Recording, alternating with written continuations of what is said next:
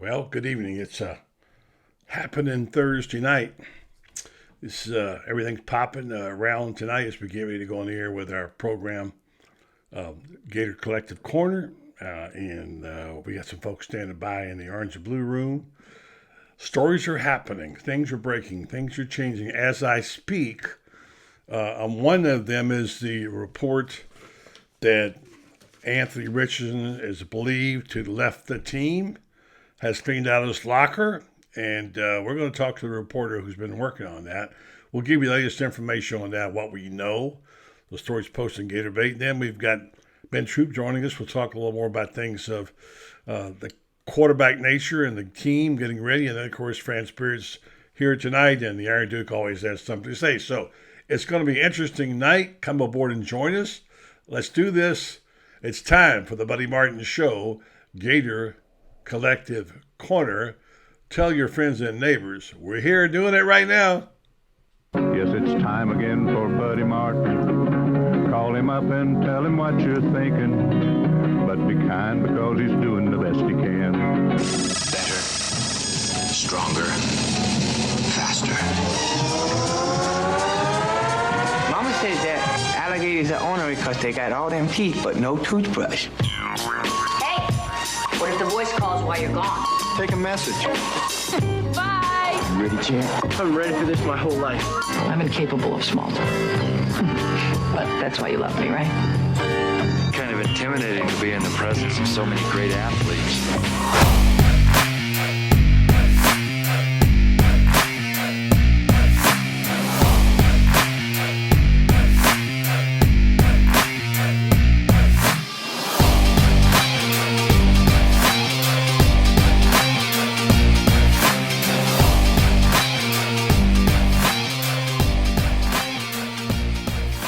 Good evening. My goodness, what a week for breaking stories. I'm telling you, stuff going on. As you know, all about the Jalen Kitna stuff. We talked about it earlier in the week. We also had information today about the arraignment. We'll try to catch up with that.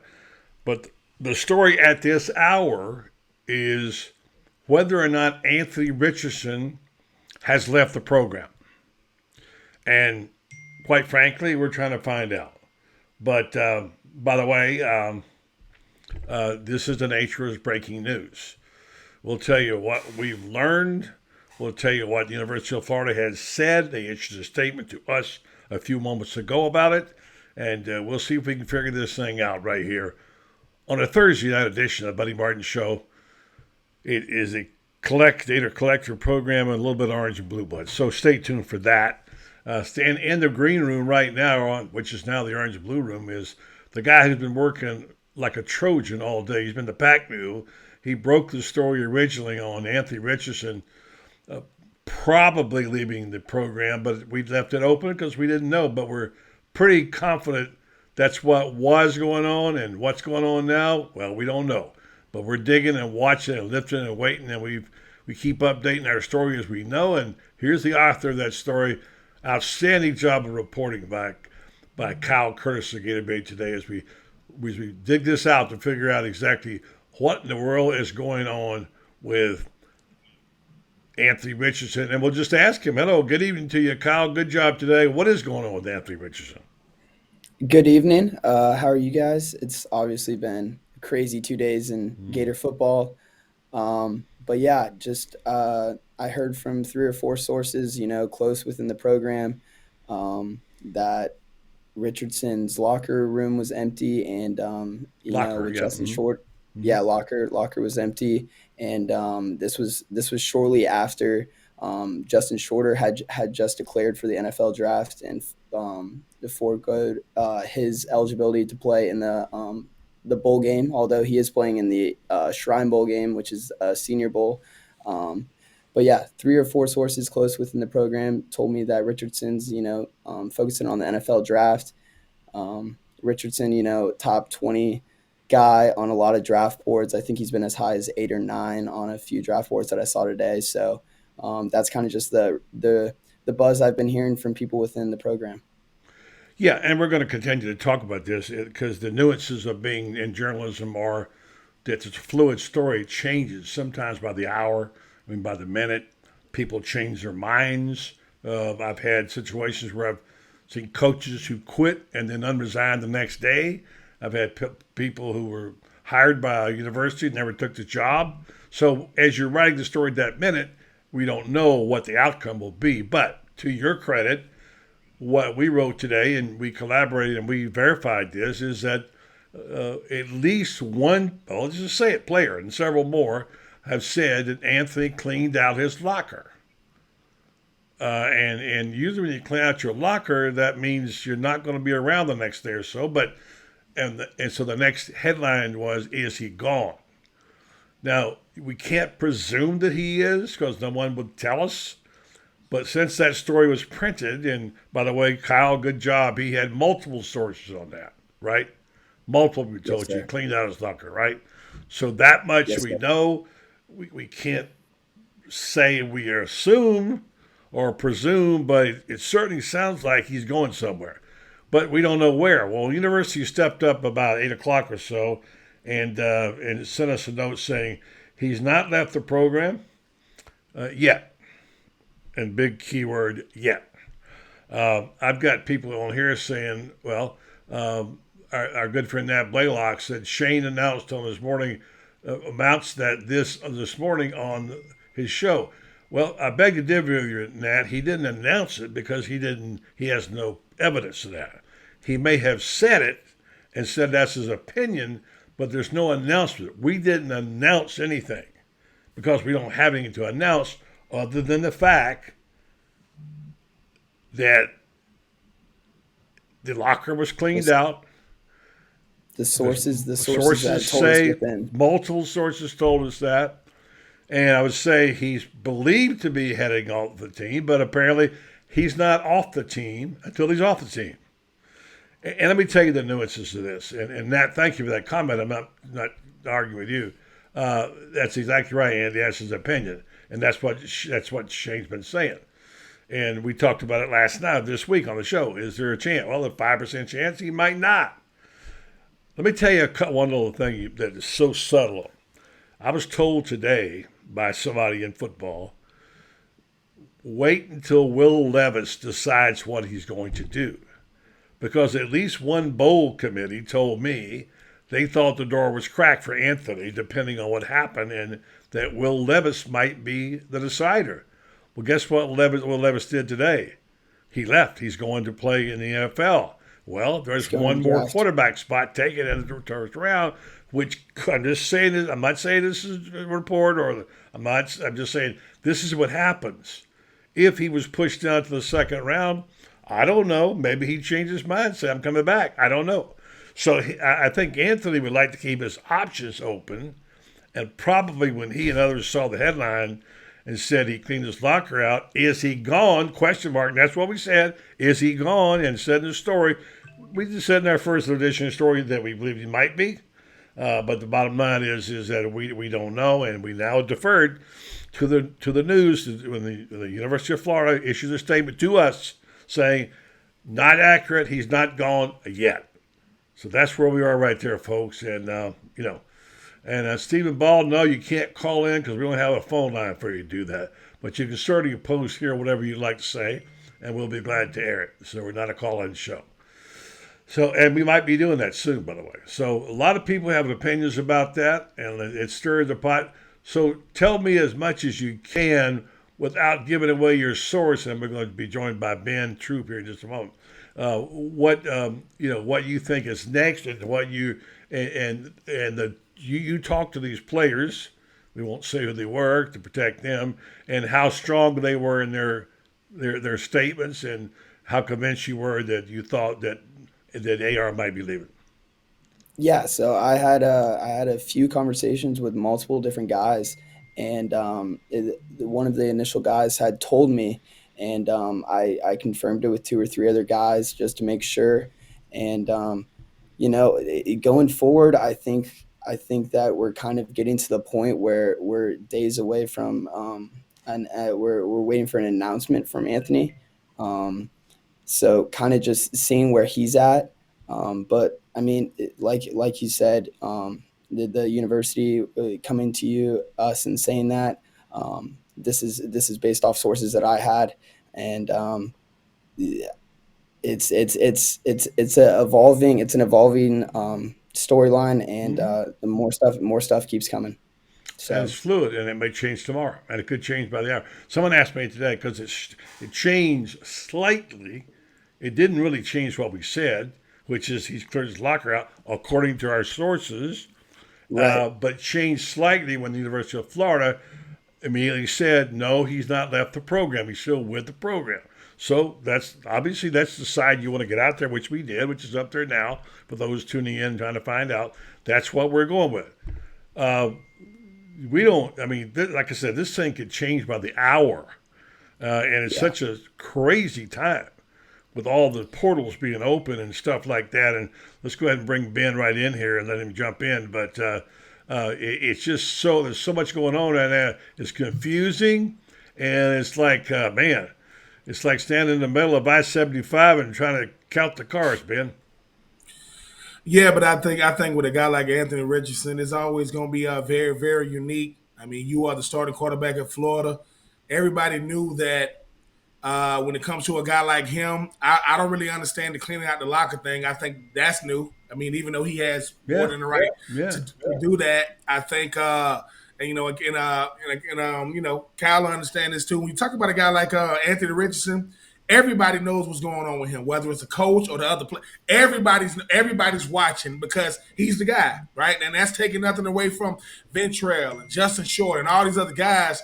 When you're number 15 for Florida, everybody knows what's going on with you. And mind you, and rightfully so, because the same questions that Kyle asked, they getting asked. Hey man, what's going on with Anthony Richardson? You think he's coming back? You think he's gonna look, if he's gonna be a first round pick, which most people expect him to be, obviously he's gonna go ahead and make the decision because there's a lot of pressure on him right now, especially with the bowl game coming up, transfer portals and all these different things. So I definitely expect him, buddy, to decide to move on to the National Football League because bigger than the fact that he's going to be a first round pick, it's a lot of pressure being the starting quarterback in Florida, man. It don't come easy, and it was a litmus test for him every single week. I think he did get better first year in the system, and I don't think a guy like Billy Napier is going to sit him down and try to convince him to come back. I mean, we would love him to come back. I think it'll be a shocker to everybody, but the difference in him and a Tim Tebow back when he played, there was no social media, man. Like there was no every single thing he does is under scrutiny, and that makes a difference to where there used to be a time to where, hey man, we had to read the newspaper. You had to wait on the news to come on. Man, stuff comes out quicker than the news can put it out nowadays. So I understand the pressure, even a Justin Shorter situation. That comes from the pressure at playing at Florida. That comes from the expectation of being a four-star fighter. Justin Shorter was the number one receiver in the country when he went to Penn State, and it didn't work out. He came to Florida, bowed it, waited his time. So I understand that the pressure of wearing orange and blue is a privilege, but it's a lot of pressure. So I understand when those guys are trying to make these decisions sooner rather than later, because the sooner they make it, they can start answering questions about their future compared to are you coming back next year? Yeah.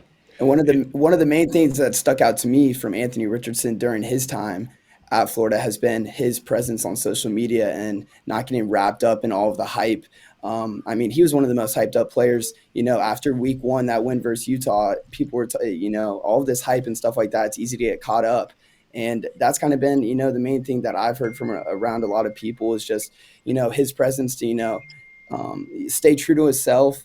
And he's never getting wrapped up in the moment. No matter after the game, you'll always see pictures on Twitter afterwards of him taking pictures with fans, stuff like that. So the fact that he's still able to hold his presence on social media and not really get wrapped up in the, all the naysayers or because we all know how Twitter can be sometimes, especially in the sports world. So the fact that he's able to, kind of keep his cool throughout it all and still be a successful starting quarterback at the University of Florida and put himself in this position really says a lot about his character.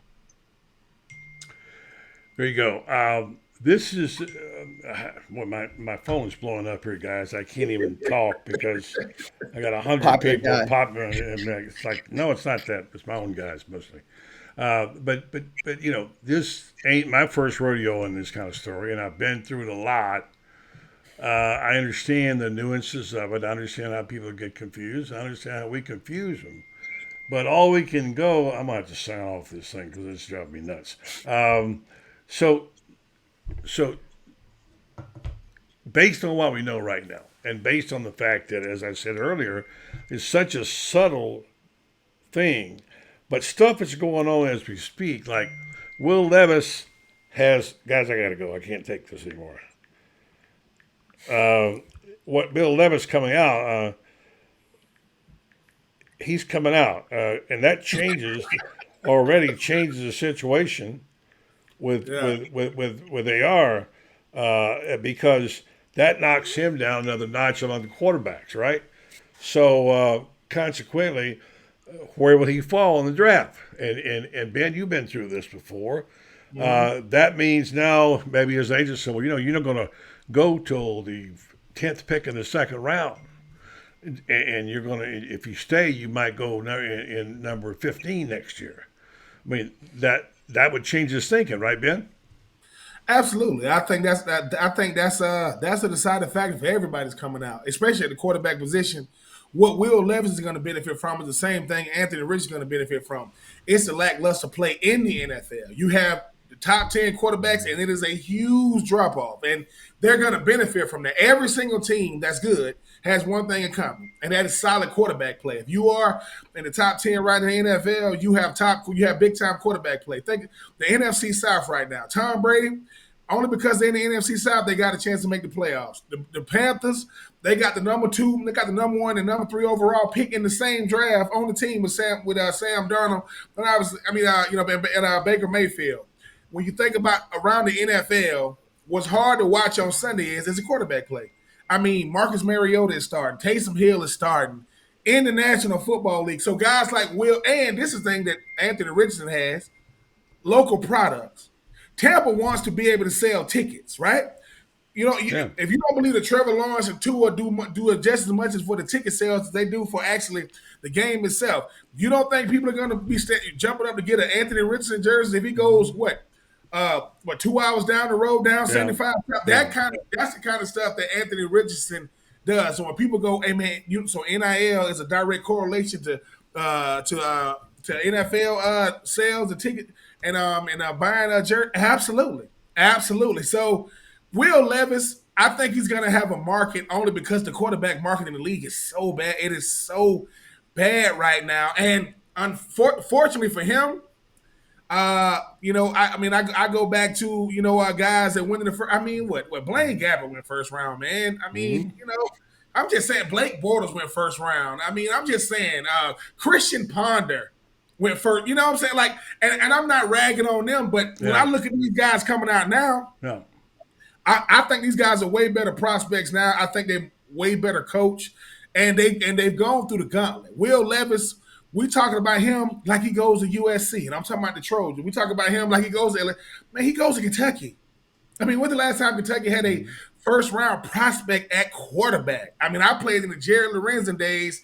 I can't remember who they've had since then. So they're going to benefit from the quarterback market. And if Will Levis does drop to the second round, I would be extremely shocked because I think that's just smoke and mirrors, man. These coaches, I mean, these GMs, they know how to put out false narratives. So hopefully, the guy that they coveted will indeed be on the board when it comes to them. But I think the Stroud's of the world, the Anthony Richardsons of the world, the Will Levises of the world. I think the Bryce Youngs, because once again, Bryce Young goes number 1, you still got 31 other picks. If another quarterback, you still got so these guys are going to fall somewhere. Well, slotted. They're slotted when in that time, that place, and your agent's job is to tell you where you're going to be, and it's a guessing game. And I always remember Brady Quinn. This is what gets me. Everybody's an expert now in journalism. Here's the guy, Bob McNamee, says, "What's confusing? Your sources are saying his locker is cleaned out. You are insiders, right? I'm no journalist, and I'll go ahead and call it. AR is gone." Okay, Bob, you be the expert. You call it based on what? Oh, your opinion? Okay, thank you. That's all. These unnamed sources is weak. Let me just say to you, my friend, what are your sources, okay? Don't come in here with that. We don't put it up with it. So that's the deal. So people who are, like I say, people are experts on 3 or 4 things. They're all experts on how to build a fire, how to run a restaurant, how to call plays in football, and how to write a story. And and say that they know the truth. Just let me remind you one thing, folks. Just because you put it up there and say this is the truth because I say so, you have to have something. This man in the middle here today worked his ass off, all right, to get information. Talk to many, many, many, many people. I didn't see nobody else write that he claims to lock her out. Did you read it? Did you read it anywhere else? I didn't read it. We got that piece of. And even with that, the one thing Kyle knows more than anything now, you know what keeps me away from Twitter? Sources, right? Yeah. See, the thing is, the thing about Twitter and the thing about these social media outlets is, right? It's somebody will see something and they'll just retweet it. They haven't read anything. They don't have any. And what's dangerous about it's like somebody will say, not somebody say, oh, Deion Sanders is going to be the new head coach of USF. Then somebody say, no, I just spoke to him. Like, this is a real source. But they'll say, yeah, but I don't believe you. So let me get this straight. I spoke to Deion, not Deion's reps. And I think that's the thing. I think Denzel Washington said it the best. People care about being first. They don't care about being accurate. And I think that's dangerous because real journalism is still alive and well, people. Like, for those of you who don't know, that means when you hear something, you have to get one source, you got to back it up with a second or third source to verify. And these people, and when I say source, I mean these are people who are putting their credibility on the line to make sure that when you report it, it's like we working under one umbrella. Now we got Twitter, we got Twitter, the Twitter Sports Network. Everybody got an opinion. And the thing about it is yes, can Anthony Richardson clean out his locker and come back? Is that highly unlikely? Yes. I think both things can be true. But if I'm sitting here, with an insider who says, listen, man, I was there. Like, I spoke to players, I spoke to coaches, I spoke to everybody but Anthony. And people will still say, yeah, but I'm telling you, at the end of the day, Kyle, you are realizing right now, can't talk to nobody outside of people in your circle because everybody got an opinion. But more importantly, everybody got 270 characters, and they got that send button, and they can't wait. They want to be saying, oh, listen, people, if you're not with a network, if you're not with Gator Bay, if you're not with any type of news outlet, I'm not going to give you credit. Joe from the gas station told me Anthony Richardson leaving. I can't use that. Even if your last name is Richardson. That's the world we in now, though, more than ever, is people just want to be first. People just want that credibility. Mm-hmm. But look, if you don't get paid to do this, just move out of the way. I mean, I can appreciate your passion, but hey, man, opinions ain't facts. Opinions sure as hell ain't sources, and you have neither. So just move to the side. You can get mad at Kyle, but guess what? If you want to do it, hey, Buddy Martin, man, jump on there with Gator Bay, man. Buddy can use some more people to feet on the ground if you want to do it that bad. But they don't listen. But if all you do is watch games on Saturday, go to YouTube like I do and watch the highlights, you're not an insider, man. You just a part of the. You're just a part of these the troll network is serious. Oh my! I don't know who got that network. Yeah, they have a lot of freaking co-workers and because like you say, buddy, everybody got an opinion these days, and I get it, man. You don't want Anthony Richardson to leave. I get it, but don't get mad because the reporting is coming out and you mad because it ain't favorable. It ain't what you thought it was gonna be. Florida is a great place to be, but hey, man. $3 million in NIL deals ain't the same as $20 million guaranteed. That's a huge difference to know. Yeah, I hate to make this. I hate to bring this into it. Now, there's a guy out here claiming that I said that Chip Kelly was a done deal. Now, my people on here know this. I did think he was. We did report, by the way, that Florida was up there and taking a plane up. And when they came back, we were there to meet them. And we reported they visited him. We did do that, and we were the only people who had that, all right? We did report that, and we're proud of that fact. And they decided not to offer Chip Kelly. I never said Chip Kelly was a gun deal. You might have heard it someplace else. I never said that. But there's a guy on here that keep telling me, oh, no, you said this. Well, I'm glad you remember what I said so well. Next time I have a senior moment, I'll call you and find out what I was said. So people are just relentless. I mean, look, in the reporting business, it's a high wire. Okay, it's a high wire, and you're only as good as your sources, and good sources are really hard to find. And this young man in the middle right here did a great job today talking to people. I appreciate it. Thank you, guys. And you can couch it any way you want. Thank you, Nat. Nat clarified it here. His buddy was right about where Strickland's flight came from. Hold on. Buddy. Sometimes it's good to be wrong, right? Okay, so let's just say. No. Let me say this. No, I'm sorry. That's trolling words. Sometimes it's good to be inaccurate because for those who think we should have hired Chip Kelly, this is in the Pac-12. He's 27-28 in the Pac-12. Mm-hmm. What? Come on, man. I mean, I think this is his first winning season. At the end of the day, I thought we was getting Chip Kelly too. Coming from Oregon, I said, "Oh my God, we're finna get this high-powered affiliate, whatever high-powered offense."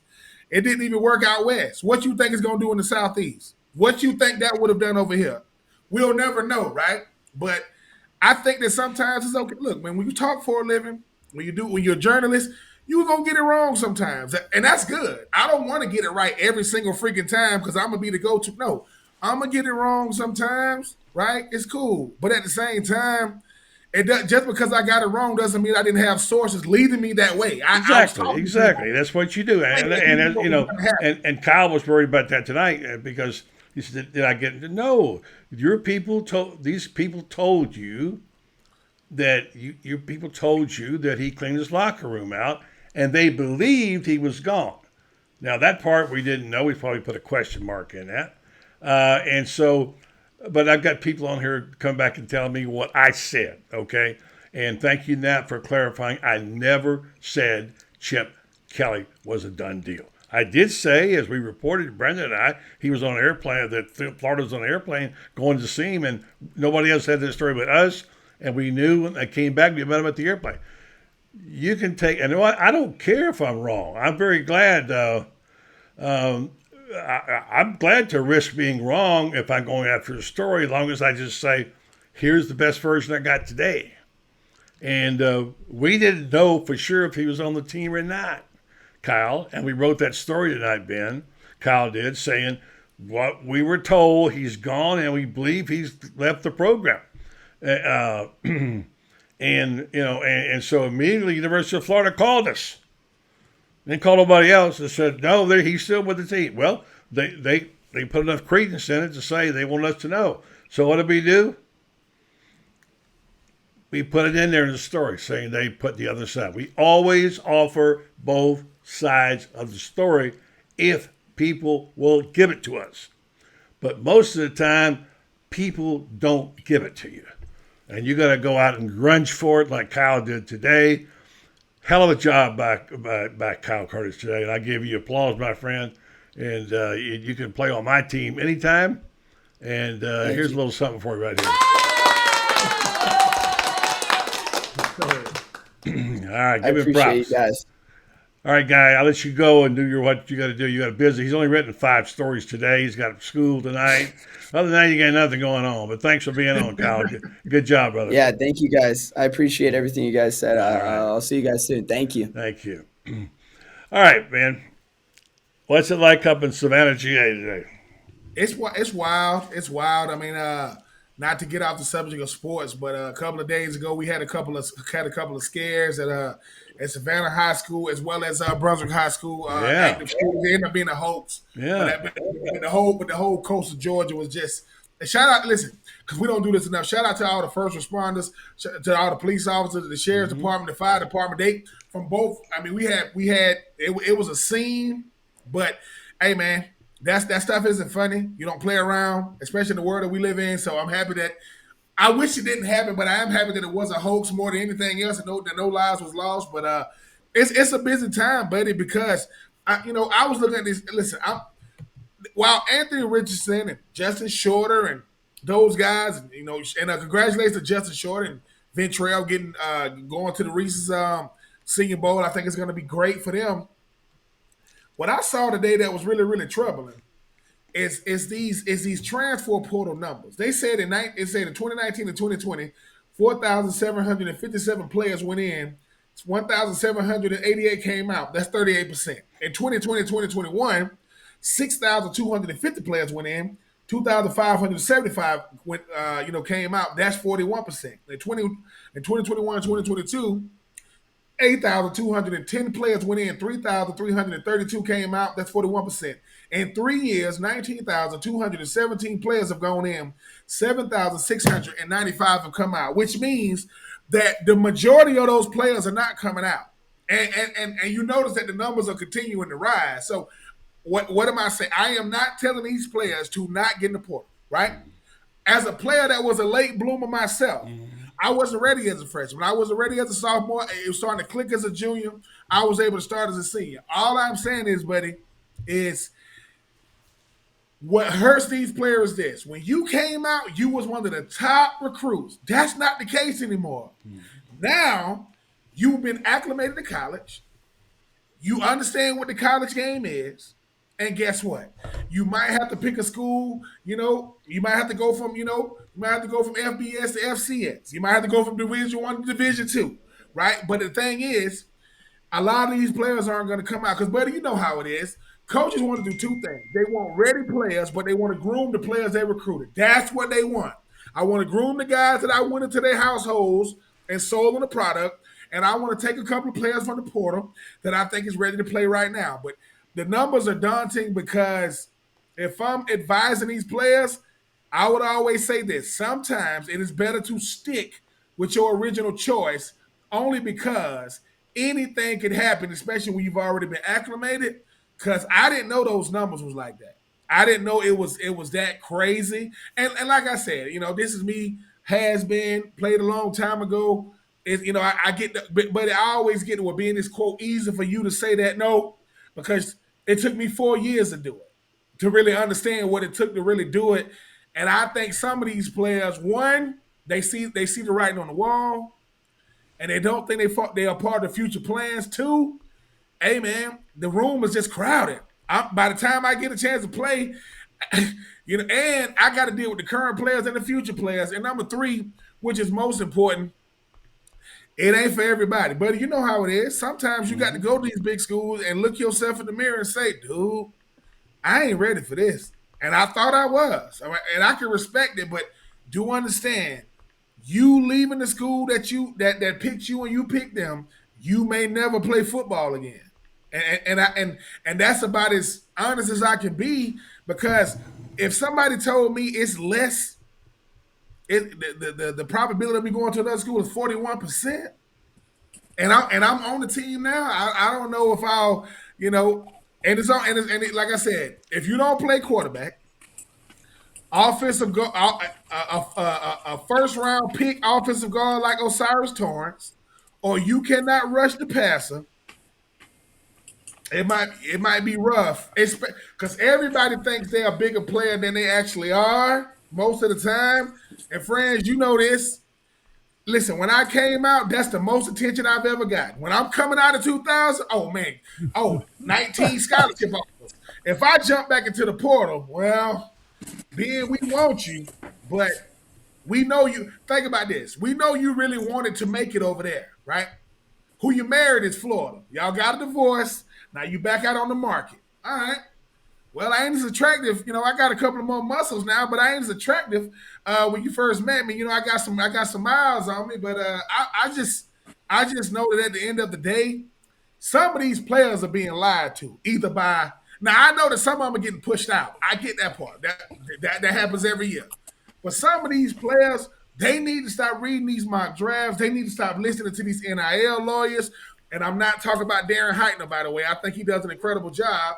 But I just think that some of these guys, they done enter their name and they're never coming out. They really, really are never coming out of there. Not because they can't go to a school, but maybe they didn't think they was going. Maybe they thought they was more high profile than they actually were. All right. Talk about bowl games, friends, and Ben, put your 2 cents worth on bowl games. Well, chaos is the best word to describe it. Now, The networks are going to get, ESPN is going to get its dream scenario if the top four teams hold serve in their conference playoff games, because then you get the North, the South, the Midwest, and the West all covered in there. They get conference champions from 4 of the 5 power conferences. They get 3 unbeatens and 1 one-loss team. I guarantee you, they are in cataclysmic orgasm in the ESPN boardroom right now. If that comes through, they are.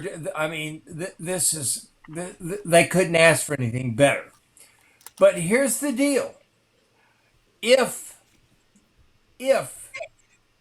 one of them loses, let's say TCU loses, and a lot of people seem to think that's possible, then who jumps? Do they take Ohio State as the team, or do they take Alabama?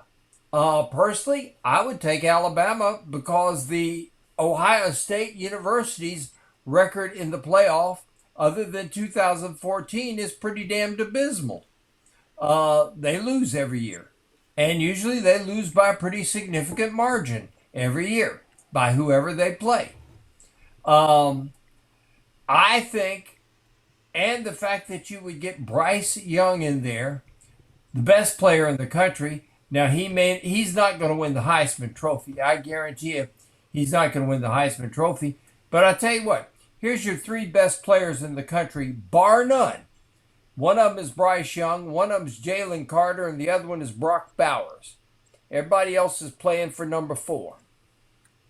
Those are your 3 best players. And if the Heisman Trophy were to go to the best player, it'd be one of those 3 guys. Nobody impacts games more than those 3 guys. But here's the deal on the bowls. The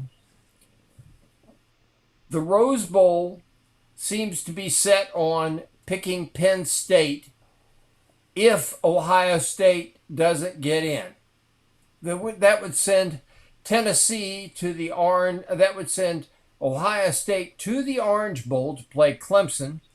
It would move Tennessee to the Cotton Bowl, all right, to play Tulane probably. But what happens if Alabama jumps them?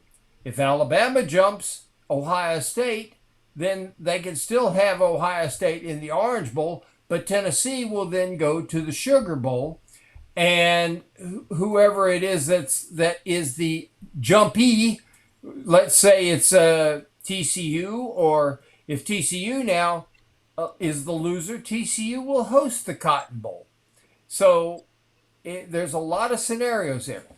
Now, there's a domino effect that affects the SEC money-wise, and that's the Orange Bowl has the most money, so that would be better to have an SEC team in there. But here's the other thing that happens out of all this scenario.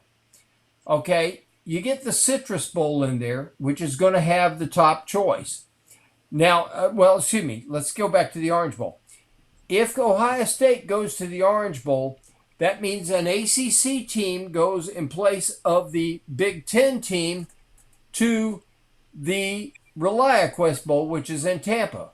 That would be Florida State in all probability. They're not going to rematch Florida and Florida State. Not going to happen. So that means who's their best bet? Well, South Carolina, except for one basic problem. They would really like to have South Carolina in the Citrus Bowl. LSU doesn't want to go to the Citrus Bowl. LSU wants to go to the Texas Bowl. Why? Because they recruit in Houston. And you get all these practices where you can bring recruits in and they can watch what's going on. So you could have some swapping going on there. Yeah. But at one point I wanted to make, there's a $25 million payday that the SEC would lose if they don't get a team in the Orange Bowl. And they would only. I was told by a bowl committee person. So, but they'd only lose about $4 million out of that, buddy. Because if Tennessee goes to the Cotton Bowl, no, there won't be an SEC team in the Orange Bowl that way. So if they're not in the Orange Bowl, they don't get it. No, but they go to the Cotton Bowl, which is a New Year's Six Bowl. That's true. The difference is it's a $4 million difference. Okay. All right. 21 million. It's almost too much to comprehend, isn't it, Ben? I mean, there's so many things. I mean, Fran's good job of reporting. It's just too many moving parts to understand. And to simplify it, as you wrote in your column, I think you're writing tomorrow, Florida's choices right now, if they're going to go to a bowl, and by the way, the Gator Bowl wants them, which is pretty Badly. good. Really, yeah, they want them, and they can't have them play in South Carolina or whatever FSU. So they got to have a team like Clemson or whoever or Notre Dame in there, and that would be a huge bowl. Except Florida doesn't have enough players left to play Notre Dame. And the other one is the ReliaQuest, Ben. That's the old Outback Bowl. You might have even played in the Outback Bowl. Did you, Ben? Twice, yeah. So I mean, that's what it is. And go ahead. If Ohio State is in the Orange Bowl, that means that an ACC team will be in the ReliaQuest Bowl. They would not put Florida and Florida State in a rematch in that bowl. So you'd wind up with either South Carolina or Ole Miss in the ReliaQuest Bowl, or even possibly third choice would be Mississippi State. They would prefer Ole Miss or South Carolina. But again, the Citrus wants South Carolina badly, and LSU wants to be in Texas. So the Gator Bowl becomes really, if Ohio State goes to the Orange Bowl, buddy, that means that Florida's choices are narrowed down to two, which is either going to be the Gator Bowl or the Las Vegas Bowl. Now, either one of them is actually okay with the Gators, because if they go to the Gator Bowl, they get recruits who can come in there and watch practice. But if they go to Las Vegas, Billy Napier and his entire staff are back here on the 17th with National Signing Day on the 21st, and you get to be here while other teams are doing bowl practice. You get to be here focusing on your recruiting class and making sure you don't have any flippers. And you can work on flipping guys who want to be flipped at other schools. So you can have flippers and flippies. Got that, Ben?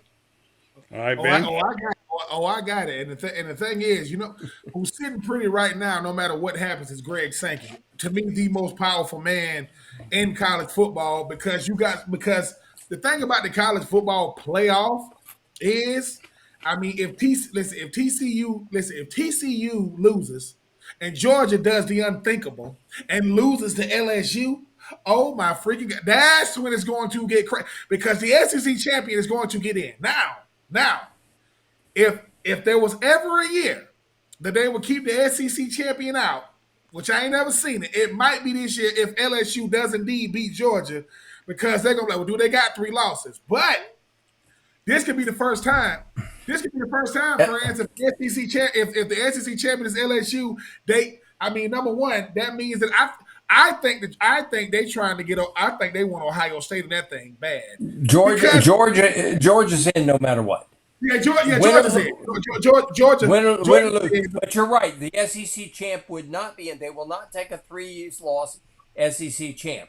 That's not going to happen. For the same reason why Southern Cal, if they lose to Utah, Southern Cal as a 2-loss team will not get in, because they will have lost to the same team in the same season 2 times. I mean, a lot of crazy. I've seen a lot of crazier things happen. I mean, Michigan, they could Michigan could lay an egg and do something crazy. Georgia's in, Georgia is in no matter what. Michigan, they ran the table. Obviously, I just think that by having what the college football playoff shows you, no matter how you look at it, it's biases. It don't matter what nobody says. With 10-2, Alabama, right? I get it. You got Bryce Young, you got Will Anderson, you got Jahmyr Gibbs, you got Hero Toto, you got some big time talent that they want to put on the national stage, but they need help. Alabama is the only team to win the SEC and go, not win the SEC and go, not have to play in the SEC championship game and go. So they are the wild card, even though Ohio State has the brand. I just think that it's going to be very, very intriguing when it comes to these bowl games, because now I do agree with what you said, friends. Look, if you ain't going to a New Year's Six, if you're not going to a New Year's Six, pick a freaking bowl game, man. Because now it really is about recruiting. All Billy Napier wants to do is get done with this season, and sooner rather than later, get back to Gainesville and try to make sure Yep. that he keeps those guys in place. Because, like I said, isn't it coincidental that all of a sudden it's going to be 12 teams in 2024? Huh? Right around the time that Oklahoma and Texas coming over to the man, they knew this stuff was finna jump off. They knew good and well we wasn't gonna wait till 2025. You got a man coming to Texas. Come on, man. Like if you've been in the media, anybody tell you saw this coming, oh my God, breaking. You think they're gonna wait to 2020? Yeah. So UCLA and USC, they're going to the Big Ten. But everybody else gonna wait around to 2025. Man, Greg Sankey is somewhere with his feet up, smoking a stogie, saying, "Bruh, I'm trying to tell you." They asked him at SEC media days, "How many teams you think can get in with 12?" He goes 6, maybe 7. It's not. It's gonna be dominated by the SEC. But guess what else? College football playoff, because LSU, only way they're gonna get in, beating Georgia. Georgia's in no matter what. If Michigan does the unthinkable and lose, does that mean they put Ohio State back in? Could so if TCU loses, Michigan loses, and LSU wins, could you potentially get a Georgia, Ohio State, Alabama? Potentially in that college football playoff? Because I'm gonna tell you this right now: if some kind of way Alabama gets in, they're gonna win it.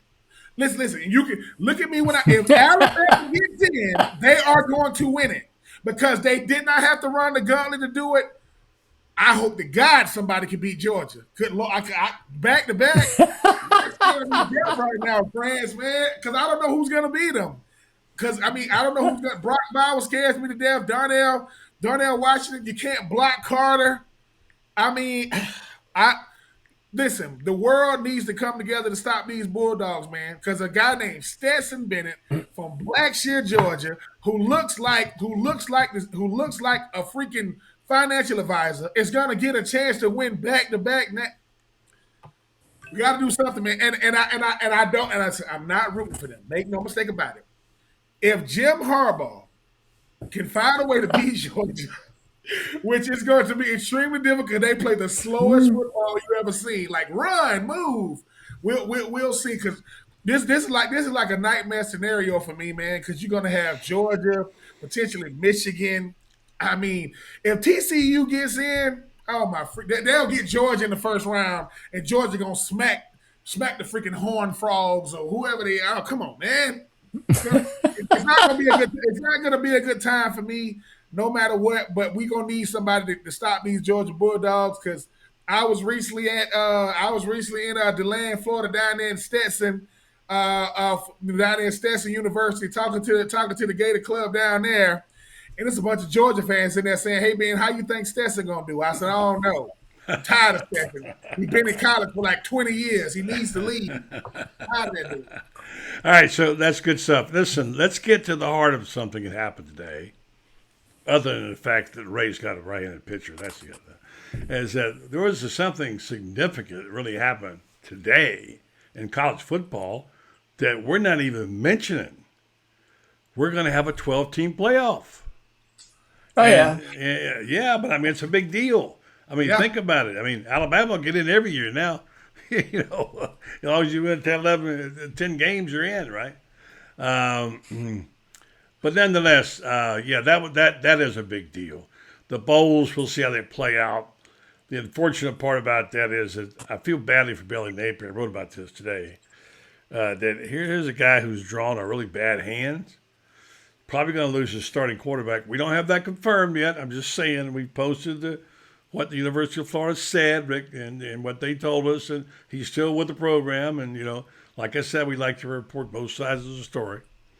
But the fact is that the bowl game is important for lots of reasons. We know because they need 2 weeks to practice, and especially this team. And they got a lot of players coming in next year. But, guys, the ragtag team they put on the field, if they go to play Notre Dame in the Gator Bowl, could be embarrassing. And then the quarterback taking the snaps, most likely now, I don't know this, is going to be a guy who's never had a snap at Florida. Miller.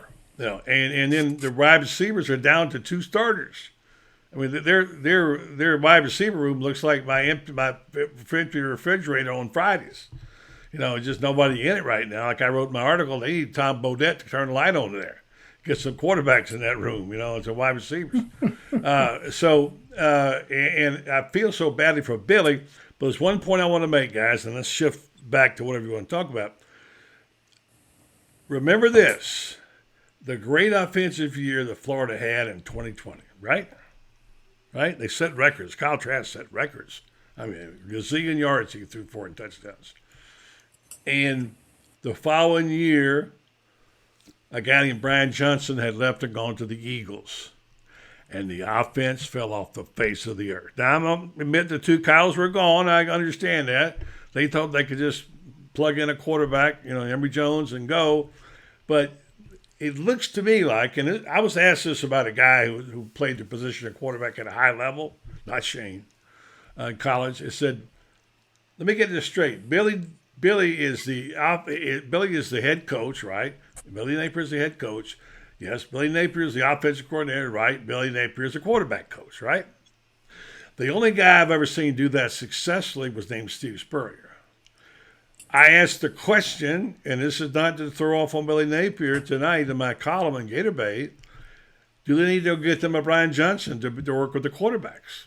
I'm going to throw it open to you guys, Ben, you first, and then France. Is that a missing piece? I mean, you always, yeah. I mean, yeah. Well, yes and no, because you always need, you always want to have the best coordinators or the best position coaches coaching your players. So, yeah, you look. I mean, I see Lauren down there saying, Brian Johnson got Jalen Hurts balling. But here's the thing, right? Well, you know why Jalen Hurts balls? Why? Because he got Godare, right? Because he got Devonta Smith, right? Because he got A.J. Brown. So it ain't like he got a bunch of slouches out there around him. Life is easier when, listen, as my granddaddy would say, don't go hunting with no bullets in your gun, right? Mm-hmm. It's easy to shoot at something when those are the bullets. The gun is Jalen Hurts. The bullets are Brown, Godare, and freaking Smith. Now, we ain't got none of those right now. We ain't got none of those. Maybe they coming. But the thing about it is it's about players, then the scheme, right? Because if I got Kirby Smart will tell y'all this. He said, man, I'm not a great coach. I'm a great recruiter. If I got the best players, you know how much better my scheme looks? Because we didn't know that Kyle Trask would be there when Felipe Franks got hurt, but he fit that scheme. He's a gunslinger. Put him back there. But he had Kadarius Toney. He had Kyle Pitts, right? So it's like you got to look at what they're doing and who they're doing it with. You always got to put them together. So you can go get Brian Johnson, get him. But you got to have the players. You got to have the players to do it. And I think that it's no coincidence, right, that Caleb Williams go to USC, right, follow Lincoln Riley, and now they get a chance to go to the college football playoff. Because you got a guy, and Jordan Addison, come from Pitt, Biletnikoff goes out there to USC. All these things got to matter. And I know the players got to go out there and run it, but I think the one thing Florida has is funds. So I don't know how much it's gonna cost to get him, but you're getting a guy that coming from the NFL back to college. It's gonna cost some money to get him. That's the thing. And I'm not. And I know that I know it's all about these position coaches and coordinators and things of that nature. But you got to get some help around these guys because, like I said, I mean, when I'm watching Florida on offense, the one thing Florida has that we don't talk about enough is the law offices of Johnson and Etienne. Oh my God. You got 2 dudes that if you just utilize them right, because I think Anthony Richardson is top 5 in the country on play action. Well, you know why that is? Because the running game is dead serious. So I know we got guys jumping in the portal every other second. I got to refresh my phone every second. But if you get the right guys in here, I don't think the quarterback coach is going to matter as much because I miss Coach Gonzalez and all them. But if you got the guys in here, you can have by anybody coaching them. And I know Florida's gonna have some good guys in there. Not saying there's nothing wrong with the guys we got now, but I'm always weary of coaches that want to do too much. You want to coach a team, you want to call the offense, you want to be with the coach. I think when you wear too many hats, that's when you get in trouble because I don't think that's why you pay position coaches, but I mean, France, I think at the end of the day, with the recruiting class we got coming in and the guys we're gonna offer in the portal, I think Florida will be fine. The offense gonna look totally different in 2023 because you're not gonna have a freak named Anthony Richardson there. Come on, man. Like, you're not gonna have a guy like that.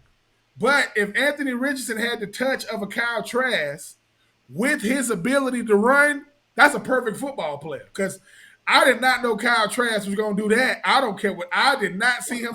Didn't he lead the nation in touchdown passes? I think so. Franz is a numbers guy. He knows all that stuff. I can't remember it. Yeah. But he had a bunch of them. And I've got a paragraph in there somewhere about what his stats were. The Eagles put all that in Brian Johnson's bio, all those numbers about that great year. So, so it's now, Franz, can you address this Andy McIntosh note here? I didn't hear this, did you? I have not heard it at all. There's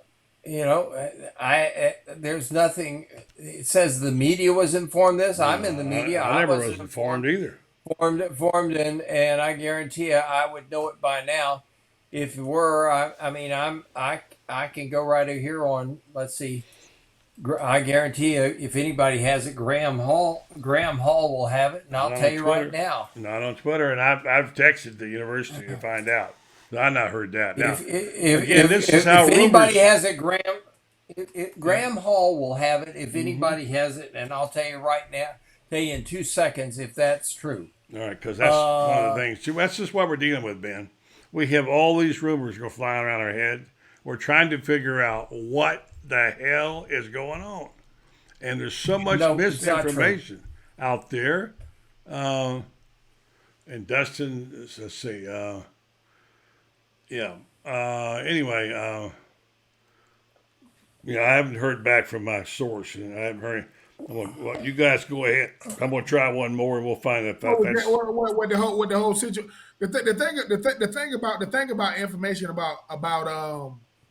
about players now is I'm very, very weary. If it ain't coming from a friends or like you said, Graham Hall, because the crazy part, you got so many beat writers now, but you got so many people that position themselves like a beat writer. They're not a beat writer. They're not a journalist. They don't cover the team. They just got a bunch of followers and a big platform, and they just want to push stuff out. And the whole thing about this, I'm like, as long as Jack Miller, right? As long as Jack Miller is still on the team, why would he not be available?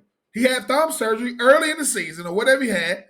I mean, why would he not be? I'm not saying he's going to start, but why would he not be available? I mean, the goal of the bowl games is to get players who have not played, who aren't starters, some playing time if they are indeed ready to play. So I didn't see no. Florida been putting out a lot. I mean, it's been a lot of unfavorable news coming out about Florida the last couple of days. I have not seen anything about Jack Miller. I've seen Justin Shorter stuff, Ventrell Miller stuff like that, but I ain't seen nothing. And to be honest with you, I haven't heard anything about Jack Miller since he's had surgery. I ain't heard nothing. The last we heard, and France, you probably reported it. You go to Francis is plugged in as anybody up there. They said he had the thumb injury and had been working out for like 2 weeks. Right? That's the last I heard. Yeah. He is. Here's the thing with him. Is he had the thumb surgery and he had a screw implanted in there. So he came back, was able to start practicing again in late September, early October. They pulled him off of the physically unable to perform list and listed him as the third string quarterback starting in mid-October. Hasn't played, and I guarantee you, you've already got a second team guy that's been taking reps and everything like that, and you stick with it. And you can get a medical red shirt for Jack Miller as a result by not, you didn't play him you can play him in one game like a bowl game and he can still get a medical red shirt. But now you've got him he is poised for a medical red shirt right now. And that's the thing about it with him. They love him. They recruited him. They wanted him. He did not come here to sit either. He came here to play football and believed that he would have a clear path to it and was looking good in August when he broke his thumb. and he hitting a quarterback, hitting a defensive lineman's helmet. And Ben, you know how those things, those daggum helmets hurt when you hit them. And so, goodness, you've got a situation here where you got too many rumors flying about too much stuff. Here's the one thing I'll tell everybody. First and foremost, let's start with number one, and that's Billy Napier.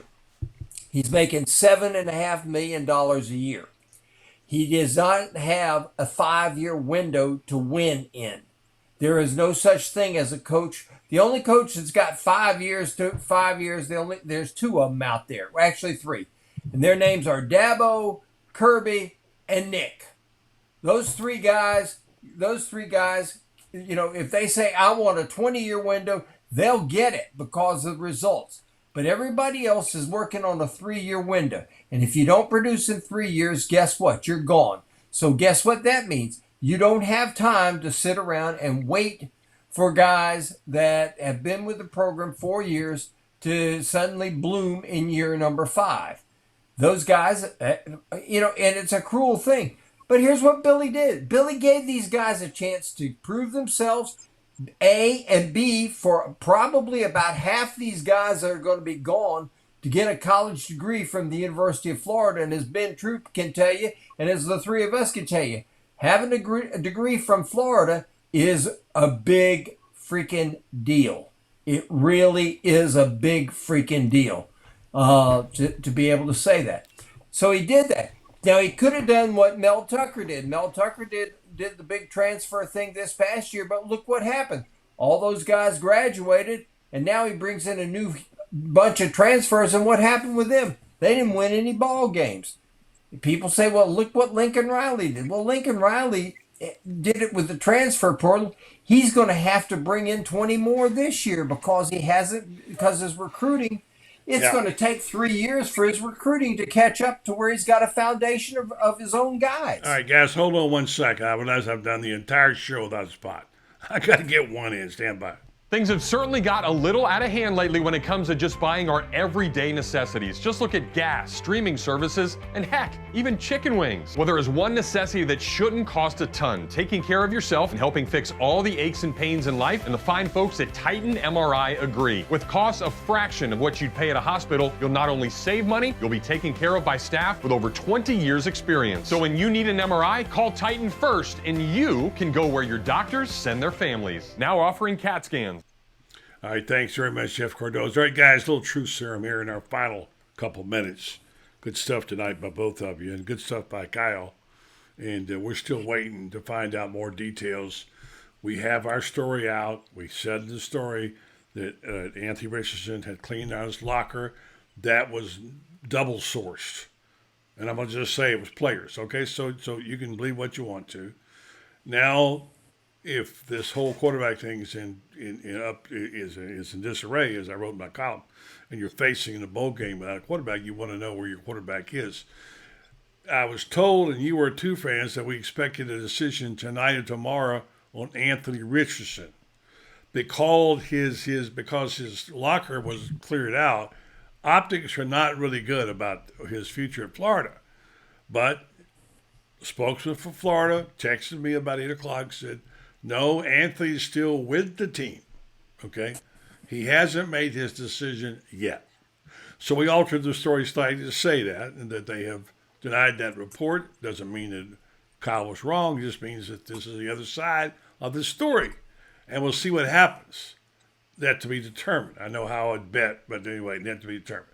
So in this moment, this is my truth serum, I'm going to say, and then I want you guys to give me 60 seconds of something you believe in strongly and what your truth serum is.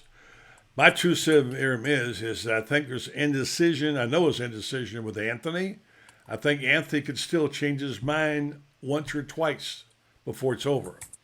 I guess he has to make up his mind pretty soon because I hear Florida's asking for a decision. And maybe the fact is that that's why they were so sensitive to our story, is that Anthony still has got the window cracked a little bit for potentially coming back if he slides in the second round. This is my opinion. This is not fact. I want you to know the difference. What's fact is that these players told Kyle that Anthony's locker was cleared out, and we didn't write this. He presumed he was leaving the program. All right, so that's what it is. And so we're trying to get this story right. We'll keep changing it till we get it right, and we'll put all sides in there. All right, who's next up for Truth Serum time? Ben, you want to? Truth Serum time for me is simple. When it comes, listen, I mean, one of my favorite movies is called ATL, and on the movie is a guy named Big Boy from one of the greatest groups called Outkast. He look at this young man and say, "This grown man business." See, Anthony Richardson is realizing, oh, the business side of things is different. They're telling him, "Hey man, you got to make a decision." Why? Because our recruiting dictates it. If you're coming back, those other guys gonna see you coming back. We got to tell them, "Hey man, pump your brakes. It's gonna be all right." See, Anthony Richardson, I don't know who told him to take his stuff out of his locker, but he's gonna have to make a decision sooner rather than later. Can he play in the bowl game and still go pro? Yeah, I think he can do that. With the press conference, our friends that he had after the game saying 9-27, I got to be better than that. That gives off the impression. And let me tell people this too. When people say he could get hurt, he could have got hurt 12 times this year. It'll be okay. One more time. I'm not listen, and that's what but at the end of the day, he's gonna have to make a decision because when it comes to the University of Florida, when it comes to these pro scouts, they want to know what's up. Anthony Richardson is a big time prospect. If Anthony Richardson goes second round, I would be extremely shocked. Because if he does nothing else, he's a first rounder. But when he put his feet on that turf in Indy, and he take his shirt off and he run on that, and then he can throw that thing. I'm just saying, man. He going to the Peyton Manning camp last year. That's what set the stage right now. So now I got one of the greatest throwers of the football talking about me. I just don't. All signs point to him going pro. But I'll be very, very. Listen, there was another number 15 that shocked me when he said, "Let's do it again." The only difference was he's coming off a national championship, so that was different. So we'll see what happens. They wasn't getting no 15 million either, by the way, just so you know. well, I'm just saying. I don't even want to know what Tim Tebow would have made had he got NIL with Tim Tebow. God, I don't even want to know. Be a record, that's for sure. Yeah. All right, France, Truth Serum time, buddy. Well, here's the thing I can tell you. Only Anthony Richardson knows what Anthony Richardson is going to do. I don't think Billy knows. I don't even necessarily know that that Anthony's mama knows what he's going to do right now. I think he's a kid that is seriously Hold on, I'll conflicted. call his mama right now. Hold on. Go ahead. I think he's seriously conflicted. He's 20 years old. He is in the job that he always wanted to be, which was the Florida quarterback. This is what he dreamed of being growing up. And if you look at his numbers and compare his first year as a starter this year, 12 games, and you compare them to Lamar Jackson's 12 games as a starter in 2015, Anthony Richardson has better numbers actually than Lamar Jackson. Look at what Lamar did his second year. Now, his second year, he comes back. He throws for 3,500 yards. He runs for 1,500, throws 30 touchdown passes, and he runs for 21. Now, is Anthony going to do that next year? I wouldn't say that. I think that's a stretch. But I would say that somewhere between what he did this year and what Lamar Jackson did is entirely possible. So I think he's conflicted. I think he sees the potential at what could happen. And at the same time, man, what's the old saying? A bird in the hand is worth two in the bush. What is that? Is something like that? Something like that. You know, you don't look the gift horse in the mouth. And if the NFL, I think it's early a bird gets two worms, isn't it? Is that what it has been? Yeah, something like that. I never ate a worm in my life, but I can say this: if he, I was trying, but pretty good. If he's got, if somebody can tell him that, okay, you're going in the first round, guarantee you you're going in the first round, he would be stupid to come back. Can't nobody tell him that. Nobody can tell him that. No, you can't. But here's the thing. Todd McShay, remember, buddy, we're sitting there and Todd McShay, and I asked him, you were sitting at the same table, and he said, If he comes out this year, he'll be a first-round draft pick. If he waits till next year, he could be the number 1 pick. Yeah. Here's the difference between number 2 and number 1. Number 32 in the last draft got $12 million over 4 years, which is $3 million a year, and he got a $6.2 million bonus. Mm-hmm. Number 1 in the last draft got $41 million over 4 years, and Let me count that a second. That's more, isn't it? Yeah, that's more. Yeah, and he got $27.3 million in signing bonus. So $68 million versus $18 million.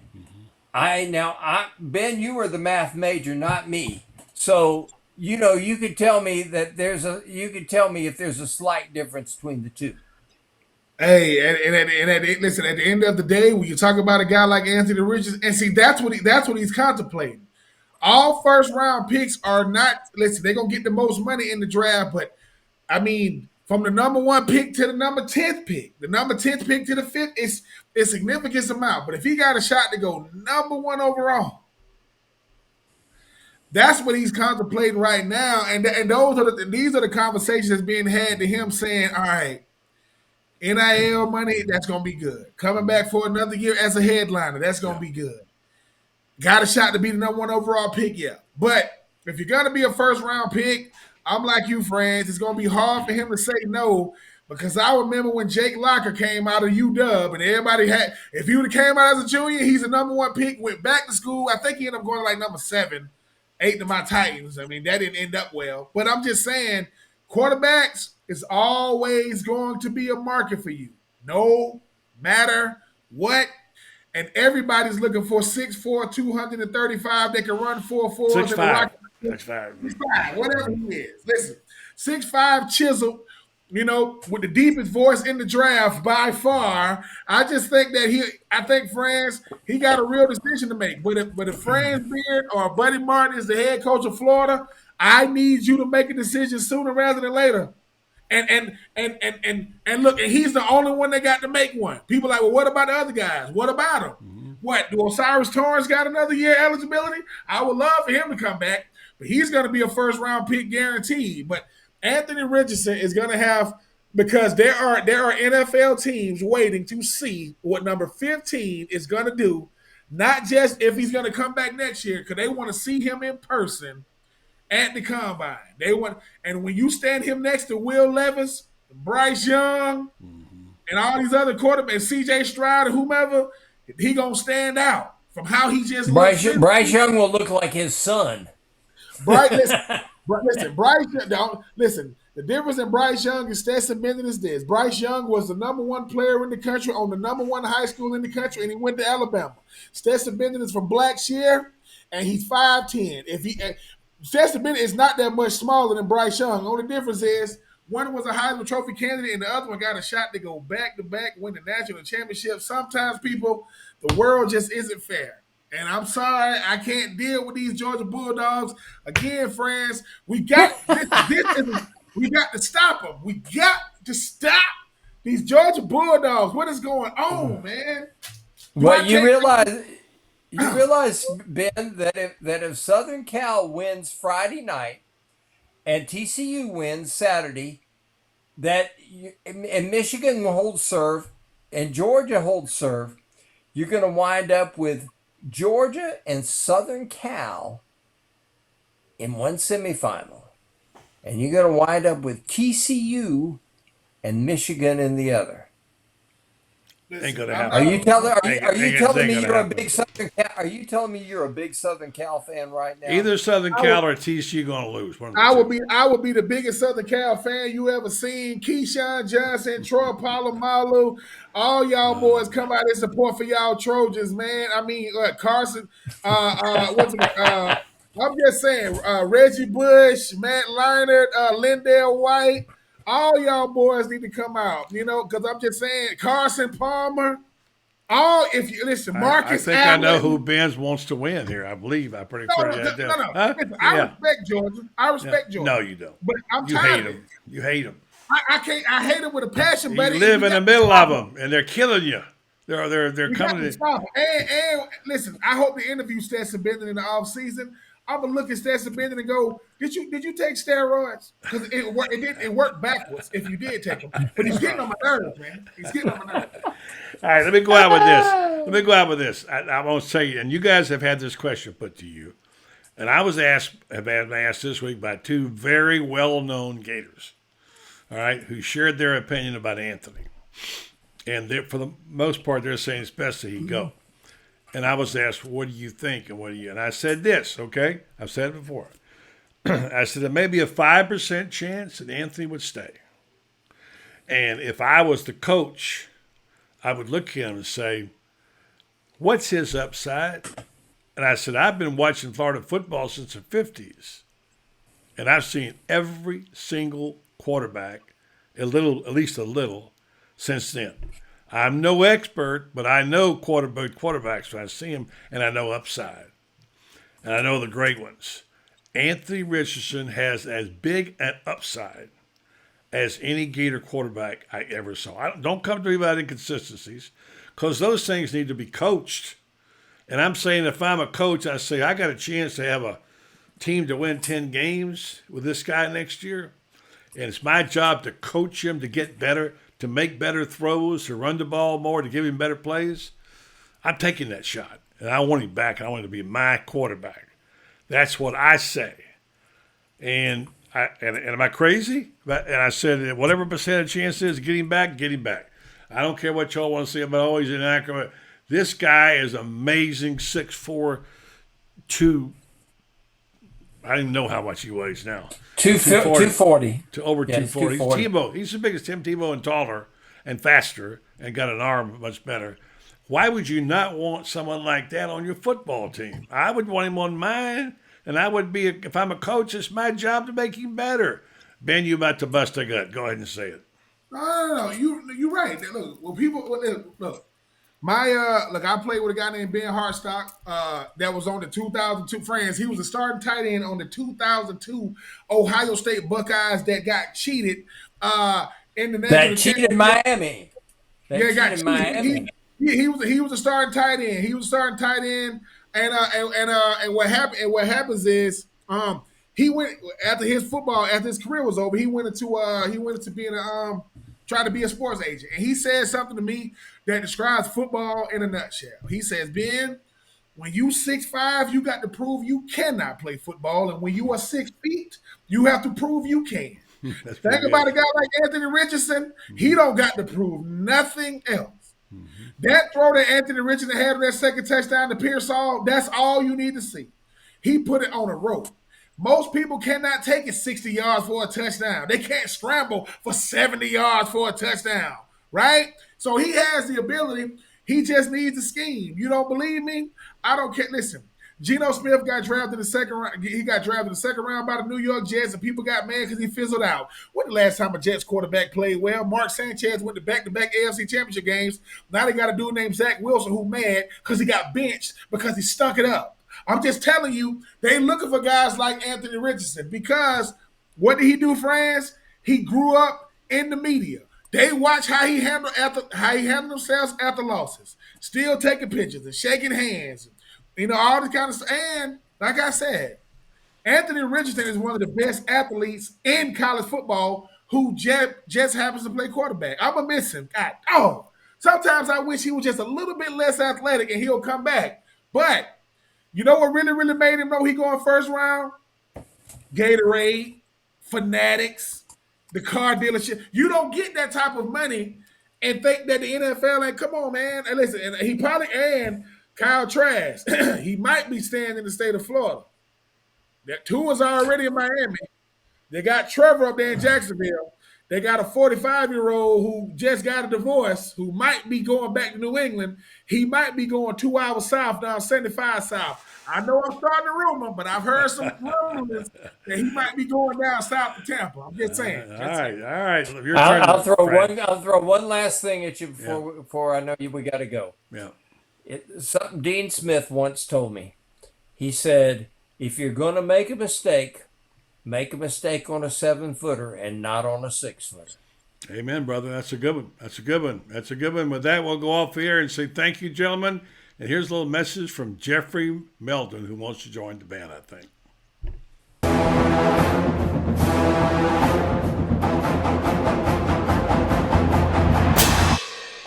Jeffrey, what are you doing? Well, I'm joining the band, of course. Since Meldon Law is the official law firm partner of the Florida Gators, I want to help. Dad, we're litigators. Let's stick to helping people in the courtroom.